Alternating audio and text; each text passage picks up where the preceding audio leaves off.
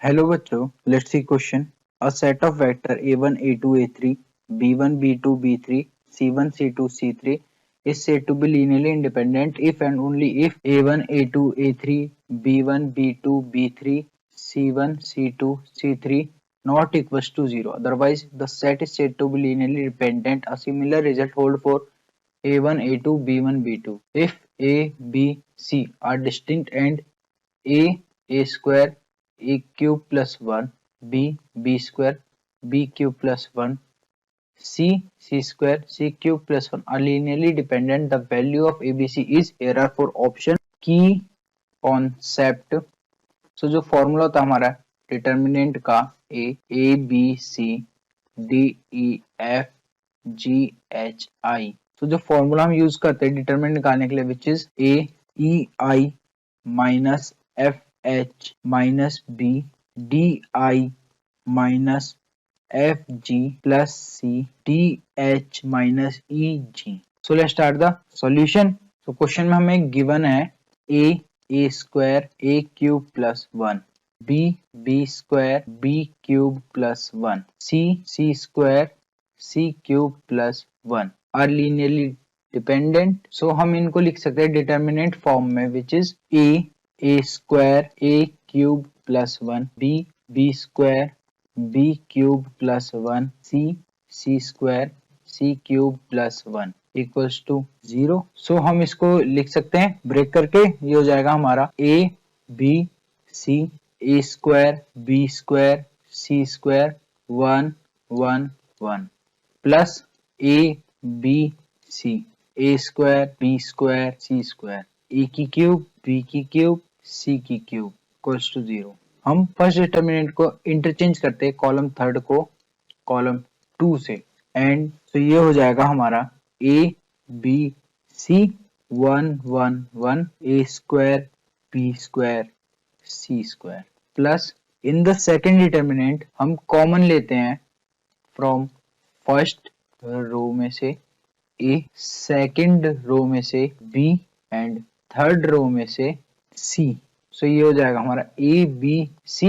यहाँ पे हमारा क्या बचेगा 1 1 1 ए बी सी. ये हो जाएगा हमारा ए स्क्वायर बी स्क्वायर सी स्क्वायर. सो हम फर्स्ट डिटर्मिनेंट में जो कॉलम 1 को इंटरचेंज करते हैं कॉलम 2 से. सो ये हो जाएगा हमारा 1 1 1 a B c a square B square C square plus A B c. Same यहाँ पे 1 1 1 a B c a square B square C square. So हम इसमें से डिटर्मिनेंट को अगर कॉमन लेते हैं यानी 1 ए स्क्वायर 1 बी स्क्वायर 1 सी स्क्वायर को. सो हमारे पास क्या बचेगा यहाँ पे 1 plus A B c. So now हम अप्लाई करते हैं in the determinant apply in row 2 row 1 minus row 2 and row third में हम अप्लाई करेंगे row second minus row third. So ये हो जाएगा हमारा 1 ए स्क्वायर 0. ये हो जाएगा हमारा ए माइनस बी. ये हो जाएगा हमारा ए स्क्वायर माइनस बी स्क्वायर 0. ये हो जाएगा हमारा बी माइनस सी और यहाँ से हो जाएगा हमारा B square minus C square 1 plus A B C. Taking common a minus b from row second and b minus c from row third.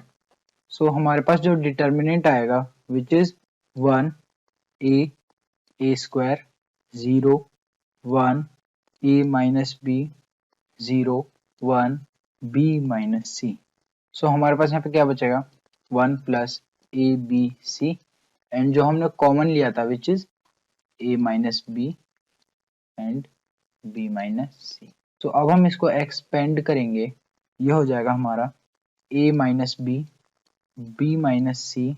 सो हम 1 से एक्सपेंड करेंगे तो हो जाएगा हमारा सी माइनस बी माइनस से ओपन करेंगे तो हो जाएगा माइनस ए प्लस बी. इससे कैंसिल यहाँ पे हमारा 1 plus A B C equals to 0. So ये हो जाएगा हमारा a minus B, b minus C, c minus a, 1 plus A B C equals to 0। Question में हमें बोला गया है A B C are distinct, तो हम इसको लिख सकते हैं A B C equals to -1. So this is our final answer. So option A is the correct option. I hope you all understand. Thank you.